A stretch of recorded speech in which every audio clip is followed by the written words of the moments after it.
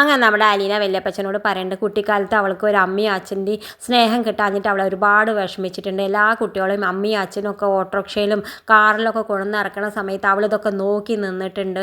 എനിക്കൊരു അമ്മ ഉണ്ടായിരുന്നെങ്കിൽ, അമ്മയുടെ മടിയിലൊന്ന് കടന്നായിരുന്നെങ്കിൽ, ഒന്ന് കെട്ടിപ്പിടിച്ച ഒരു ഉമ്മ തന്നിരുന്നെങ്കിൽ എന്നൊക്കെ ഞാൻ ഒരുപാട് ആഗ്രഹിച്ചിട്ടുണ്ട് വല്യപ്പച്ച എന്നൊക്കെ പറയുന്നത്. ഇതൊക്കെ കേൾക്കുമ്പോൾ നമ്മുടെ വല്യപ്പച്ചനും കണ്ണിൽ വെള്ളമൊക്കെ നിറയുന്നുണ്ട്. നമ്മുടെ അലീനയെ സമാധാനിപ്പിക്കുന്നുണ്ട്. പോട്ടെ മോളെ, സ്റ്റാൻലിക്ക് നീ ഉണ്ടെന്ന് അറിയാഞ്ഞിട്ടല്ലേ എന്നൊക്കെ പറയുന്നുണ്ട്. എന്തായാലും നമ്മുടെ അലീന സമാധാനമുണ്ട്.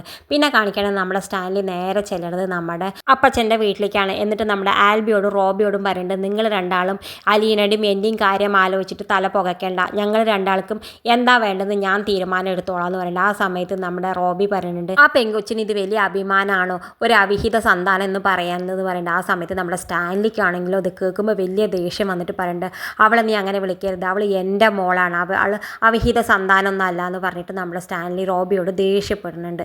എന്തായാലും നമ്മുടെ സ്റ്റാൻലി പറയുന്നത് ഞങ്ങളുടെ കാര്യത്തിൽ നീ ഇടപെടണ്ടെന്ന് പറഞ്ഞിട്ട് എണീറ്റ് പോകുന്നുണ്ട്.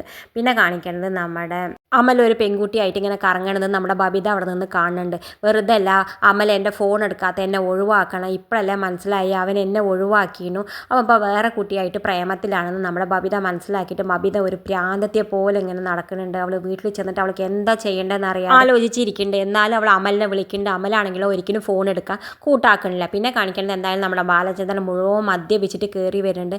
കയറി വന്നിട്ട് നമ്മുടെ കൃഷ്ണമോൾ വാതിൽ തുറന്നു കൊടുക്കുന്നുണ്ട്. ആ സമയത്ത് നമ്മുടെ കൃഷ്ണമോൾക്ക് ആകെ അച്ഛനെ കാണുമ്പോൾ വല്ലാത്ത വിഷമം, എന്താ അച്ഛൻ ഈ അവസ്ഥയിൽ കയറി വന്നതെന്നൊക്കെ വിചാരിച്ചിട്ട് എന്തായാലും അവൾ അച്ഛനെ ബാലചന്ദ്രനെ പിടിച്ച് ഉള്ളിൽ കൊണ്ടുപോകുന്നുണ്ട്. വൈജിയാണെങ്കിലും ഇങ്ങനെ നോക്കി നിൽക്കുന്നുണ്ട്. എന്തായാലും നമ്മുടെ ബാലചന്ദ്രൻ നല്ല ദേഷ്യത്തിലാണ് നമ്മുടെ വൈജിയോട്. എങ്ങനെ നമ്മുടെ ബാലചന്ദ്രൻ വൈജിയോട് പ്രതികരിക്കാമെന്ന് അറിയില്ല.